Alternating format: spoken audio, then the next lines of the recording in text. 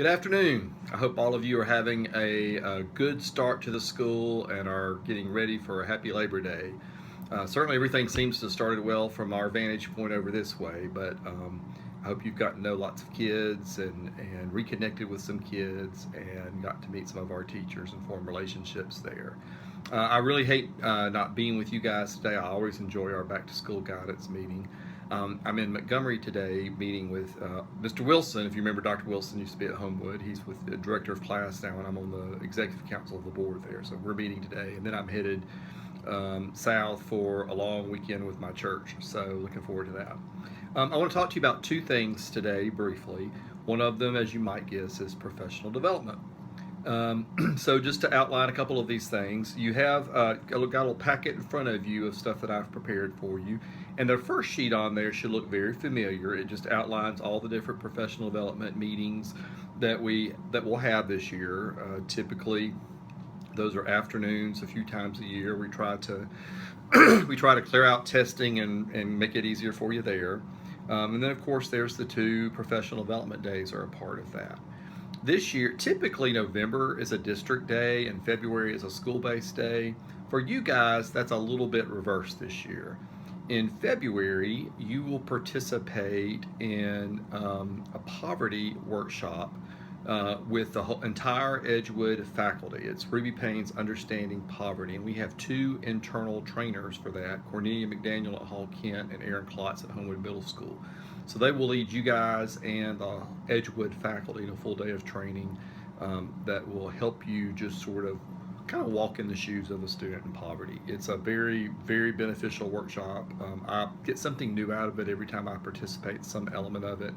And Cornelia and Aaron do a really good job of tailor making it to the groups that they're working with. So I think you'll find that meaningful. And then that leaves November. So if you look at the next sheet in your packet, or actually a couple sheets away, is an outline of the November PD schedule that we have thus far. You'll notice that one of the main people that we'll be meeting with that day is Dr. Terry Scott. A number of our folks who chaired our CI3T plans, which I know each of you have been very involved in, got to hear Dr. Scott at a conference in Denver this past year. And he will be meeting with the different segments of our school, elementary, middle, and high, on behavior principles and strategies. Sort of practical classroom strategies for positive creating positive interactions with students. So there'll be an elementary version of that, a middle school, and a high school version of that. I know that's not directly related to what you do, and you have different connections with students that aren't classroom oriented most of the time. We still think it'd be very beneficial for you to participate in this workshop, to be able to hear what your teachers that you work with are hearing, and to be able to kind of maybe add some support to them in that as they try to implement these strategies and contemplate what some of them mean. So what I'd like for you to do is to attend the first session that morning, first right off the bat in November with it'd be the middle school faculty, and be able to hear that. After that, I don't have anything planned for you guys as of yet. So that leads me back to what is sheet 2 in your packet that I passed over, and that's your professional learning plan. One of the things I hope that you'll have some time to do today is to think of what you'd like to do for your professional learning plan for this year. We do those typically collaborative, and those can be collaborative as in the entire guidance department. I think sometimes y'all do an elementary version of that and maybe a secondary version of that. There's just 2 of you at the middle school, or just 3 of you at the elementary, and then there's a little chunk of you at the high school.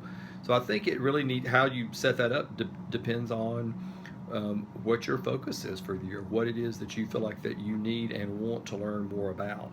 So as you think through that today, and I would hope that some of the conversations that you have with Lee's direction and with the other programs for today might help you funnel that idea through. And you always start with a goal statement. Where do you want to be at the end of this year? What do you want the result to be? And then the action plan is just a series of steps that would help you back into that.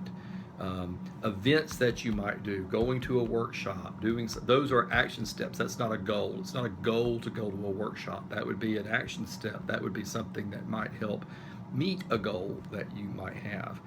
So as you think about that PLP, let that kind of help drive how you and Lee, and then I'm happy to help, choose to use your time in November after Dr. Scott's workshop. Maybe elementary folks meet separately, and the high school folks and middle school folks meet separately. I would love nothing more than for you guys through this plan to kind of direct that time. It may be something collaborative that's time to work on, or do something that you wouldn't otherwise have the time to do during a busy work day.